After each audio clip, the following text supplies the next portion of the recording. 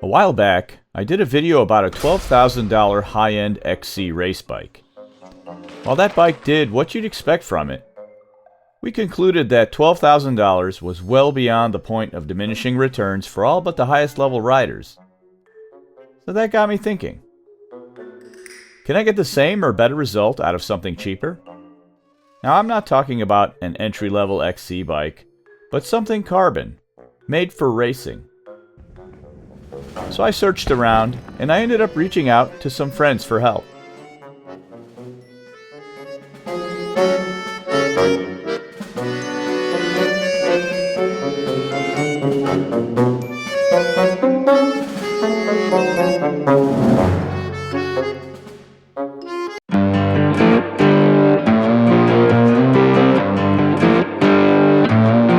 Behold, the Polygon Syncline C5.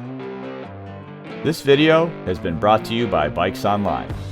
The Syncline series is Polygon's line of dedicated XC race bikes, and in true Polygon fashion, you get a lot for your hard-earned dollar. The build specs are all budget-friendly, ranging from $1,600 for the entry-level C2 to $2,300 for the top-of-the-line C5. The bike comes in small through extra-large sizes, with the size small coming in with 27.5-inch wheels.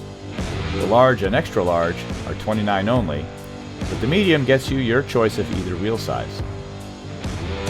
The bike you see here is the C5 in a size medium 29er. As of this video's release, it's on sale for $1,899. I'll leave a link to the bike in the description. Let's take a closer look. The frame comes with all the features you'd expect in a carbon bike. Tapered head tube and a boost through axle rear end. It's got tube-in-tube internal cable routing, which is typically seen on more expensive bikes. Tube-in-tube means that the cables have designated channels that feed right to the exit port.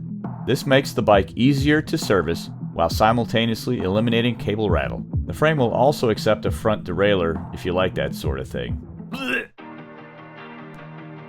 The drivetrain is full Shimano SLX. Almost. The SLX cranks with 32-tooth chainring turn a wide-range 10 to 51-tooth SLX cassette. The SLX derailleur makes for smooth shifts. The chain is the only part of the drivetrain that's not Shimano. The stock chain is from KMC, but I've got an XTR chain on order.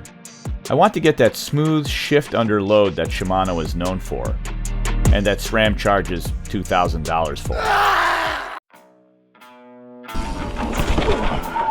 The trail chatter is smoothed out by the Fox 32 rhythm fork with 120 millimeters of travel. The settings are simple with rebound and a very functional low-speed compression to full lockout. The 29-inch wheels are made up of Entity Alloy XL2 rims laced to a Shimano 510 hub in the rear and a 410 hub up front. I wasn't expecting much out of the wheel set, but take a listen to that hub engagement. Judging from the sound, I'd say it's a respectable 10 degrees of engagement.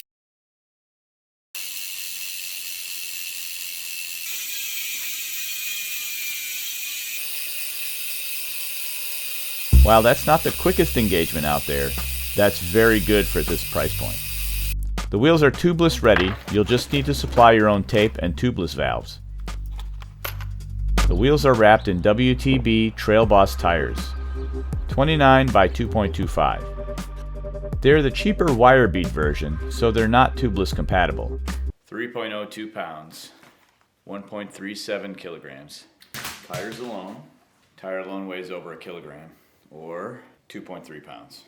For those of you that like to run tubeless, you can probably shave close to 2 pounds off the weight right there.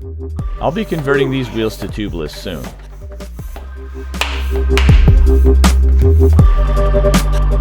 The stopping power comes from a pair of Shimano MT410 brakes.